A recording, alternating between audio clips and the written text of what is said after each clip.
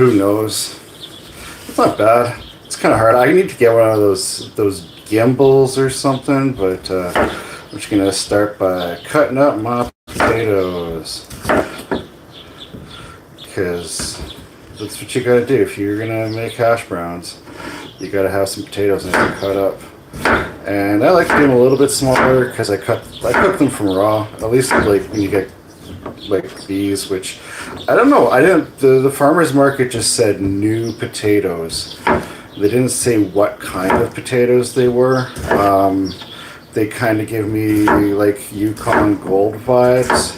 They cook up like Yukon Gold, so I'll just say the Yukon Gold. But they're new and they're young and they're small. So.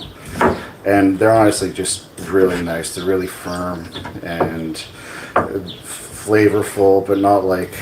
I like the like acridity, a little bit of like nasty flavor that you get on the red potatoes. Some people don't like it, but I do. So there we go. Potatoes, done. I've preheated my pan. Did a little bit of oil and butter to like get it ready. So you know what? Here, I'm gonna flip this instead of trying to be a dope. All right, so potatoes go into the pan. It's got oil and butter because I like the combination.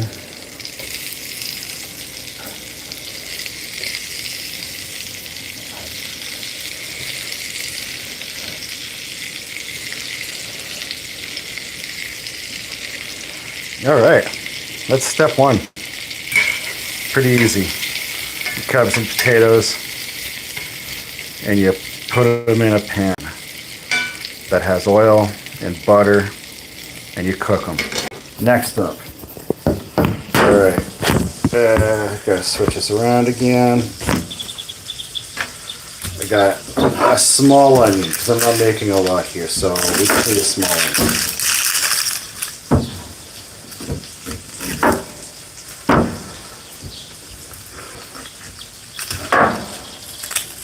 I always just get rid of the first layer as well, because find that onions these days, the skin, sometimes at the top just kind of turns into, like the first layer near the top and bottom of the onion just turns into skin, and that's, I don't know, it's not really my thing. I like big chunks of onion, so I'm not going to do a lot of work on these.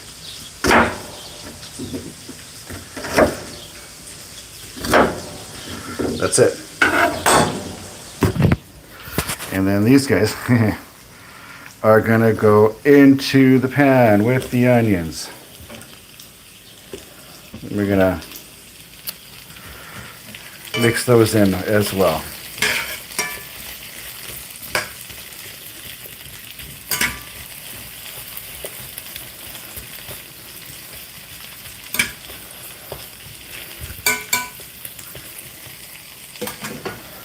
Okay. And then the last thing I'm going to cut up for this, but I'm not going to add it right away, is garlic. Get rid of the little nasty little ends and start chopping. It's difficult. I don't have like any kind of a proper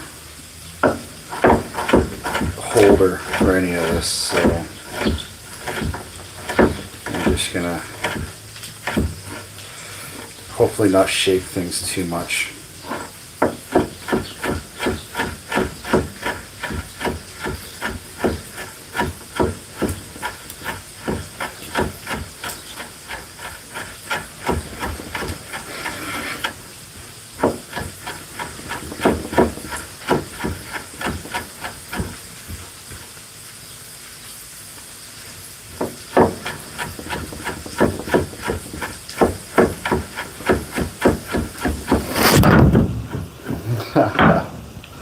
Alright, I guess I need to like, I don't know, my place is set up weird and I'm actually working on top of a dryer that is right beside the stove that I put a big cutting board on top of because it's a tiny apartment with a tiny kitchen and I don't have a lot of space to work. So that's my minced up garlic. I'm not really going to do a whole lot else there because who needs to, right? I'm not working at some Michelin star restaurant. But that, you don't put that in right away. You kind of wait later on because the garlic sits in the pan too long, starts to get a different flavor. It's not great. Once I get these onions to split up a little bit, then I'm just gonna cover this and let it sit. Let the heat do its job.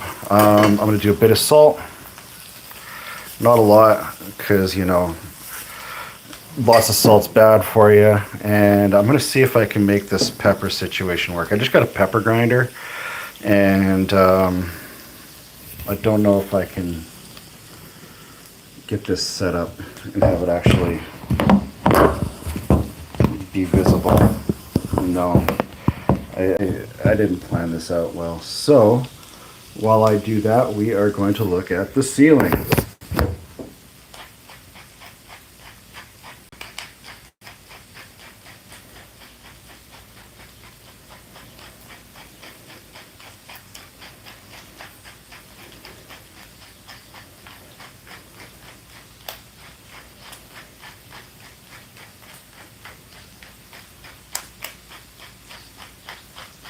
I like quite a bit of pepper. I'm a pepper person, I guess. I like spicy foods. I'm probably going to put a bit of chili oil on this near the end as well, just to give it a bit of kick. But there, you probably can't see, but there's pepper on there now. Stir-fried potatoes, yes, also known as hash browns. I guess, but they're like, I'm more like a home fry hash brown situation is what we call it here. I think everybody's got a different idea of what hash browns are. I really, really don't like the shredded ones.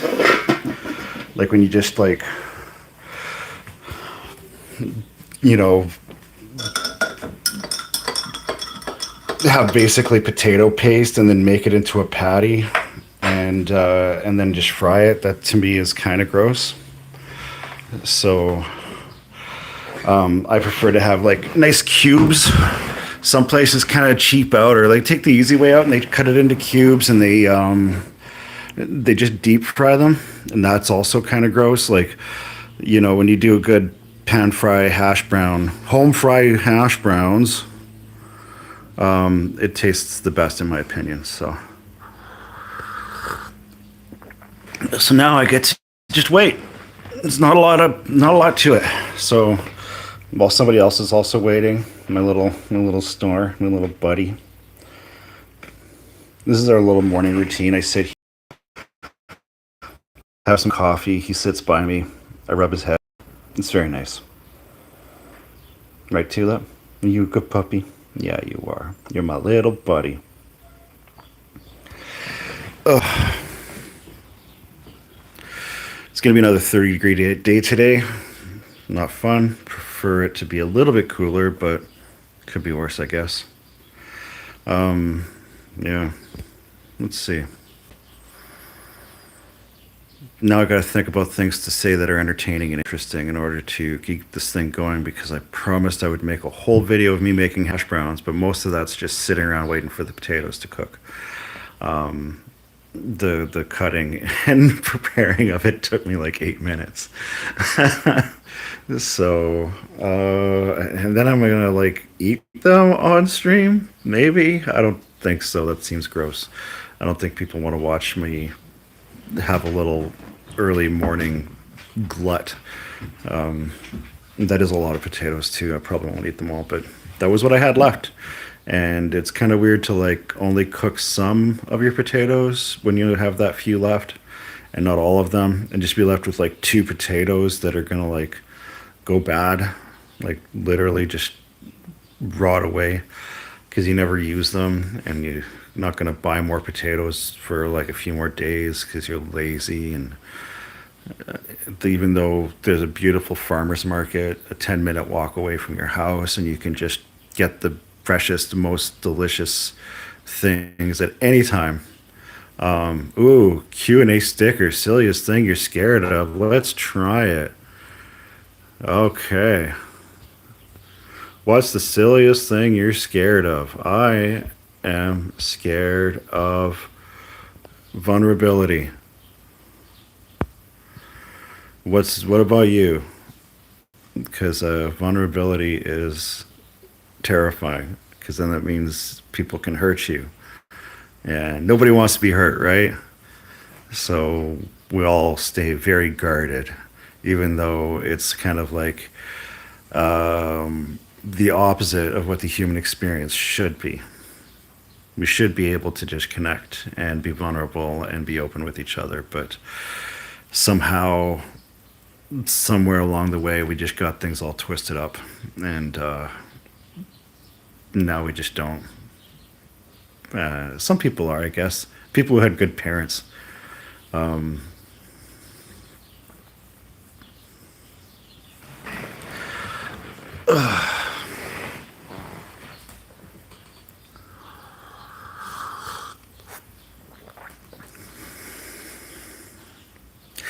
I know some people. They start off their streams and they tell all these stories from their lives, and they have all this. They kind of blow their load early before they get really any kind of audience, and so I'm kind of resistant. I don't want to like talk about my cool shits, or I guess I can just repeat myself later.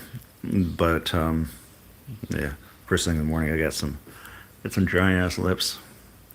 Um, I used to work in a tile warehouse. This is how I kind of got started into my like career path as a tradesperson. Was working, loading up trucks, picking orders. A lot of times people on the be like, "Hey, you're gonna be busy this weekend. You want to come do some grout work, and we'll pay you." And I would do that, and that's kind of how I got going, right? And then after a while, a shop hired me, and I yeah spent 10 years working for them, doing nothing but tile full time every single day, and it beat my body up. Like I was just in rough shape. Like I was because like tile, it's really hard work, and it's really like you build up like a ridiculous amount of muscle, but there's no cardio, none whatsoever. So I was like 230 pounds, I think, at one point. And I was just like not feeling good about life. I was getting tendonitis in my arm. And so I just like walked away one day and got on a bicycle and rode 3,500 kilometers across the country just to like kind of get my head straight and get my body kind of balanced out.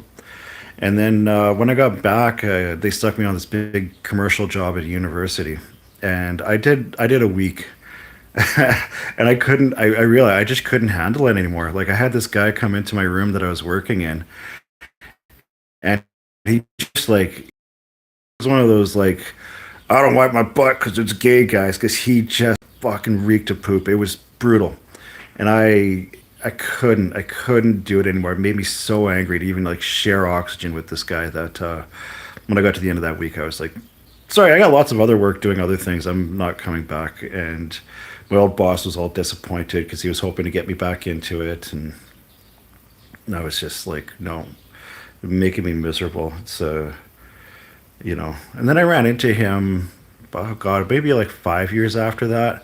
And he was just like, "You look 10 years younger than when you left." And I was like, "Yeah, like you were killing me, dude." Like he wasn't him. Like he was a good guy. And he actually kept me at it a lot longer than I probably would have stayed, just because he was a decent person.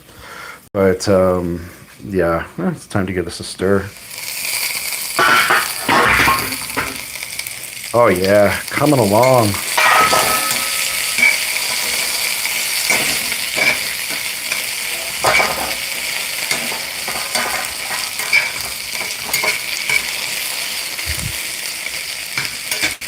Hamburgers. I would like a hamburger. I haven't had a good hamburger in a while. There was one hamburger place nearby me, and I went in there just like wanting like a beer and a hamburger, thinking it would be nice. And I don't know. There's something about the vibe of the place that they brought me my beer. They didn't talk to me again for like 20 minutes, didn't take food order or anything. And I was just like, paid my bill and left. But like, and so like I've been wanting to go back, but also I feel pretty like, I don't know, I've got a grudge. Oh, you have a silly fear of hamburgers. I get it now. That's why you just said hamburgers. I forgot that was up there. That's a dumb thing. I'm going to take it down because I don't like it. Because I don't understand how it works. I'm very new to this whole thing. But now I'm thinking about hamburgers. So I should give up my petty grudge because that place seems to have a lot of really fancy local brew beers, and they've got really nice like terrace out back with like fairy lights and trees and stuff. And my friend that is making a movie wants to use that for his like one of his sets, and so probably gonna end up having to go back there anyway. So I might as well because there just seems to be no getting away from the place. So maybe tonight, if I don't get around to doing any grocery shopping and do any cooking, because I've been pretty lazy about it. Like I'm making some hash browns this morning, or stir fried potatoes, according to this one Korean person whose name I can't read. But it's oof, maybe it's time. It's been like a year. I've been holding this grudge for a year. And part of growing up and becoming a more happy person is to let go of your grudges and not allow some poorly recovering meth addict waitress fucking make you feel bad about your life, because she was rough and she probably just forgot because her brain's all fucking fried. Oh god, that reminds me. I had a roommate who had a really serious meth issue, and like the thing I liked about them was that they were actually a very talented drag queen. And there was I was taking care of this rescue dog just for like 3 months. This poor thing was just in absolutely horrible shape. Like they these like meth heads had stolen this dog as a 6 month puppy out of somebody's yard, and then just kept it in a cage for like 2 years that was too small for it.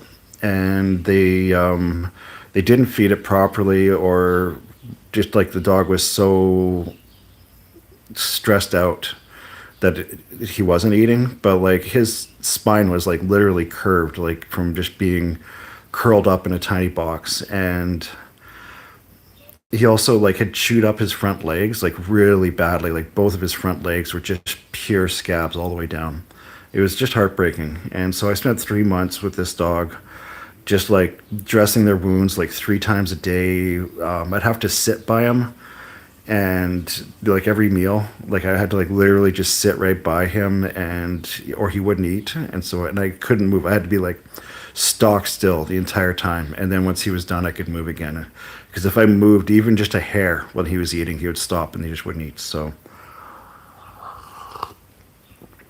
but anyway, so this roommate who had a bit of a meth issue, but was an amazing drag queen, was getting ready for a show. And this was the first time that they had a show after I'd gotten this dog with me. And they come downstairs, they're all dressed up and they're all in their persona. And, you know, they're just doing their loud drag queen thing. And, you know, was all like, you know, saying goodbye to Ziggy and me and stuff. And as soon as they left, as soon as they walked out the door closed, Ziggy turns around to me and was just like,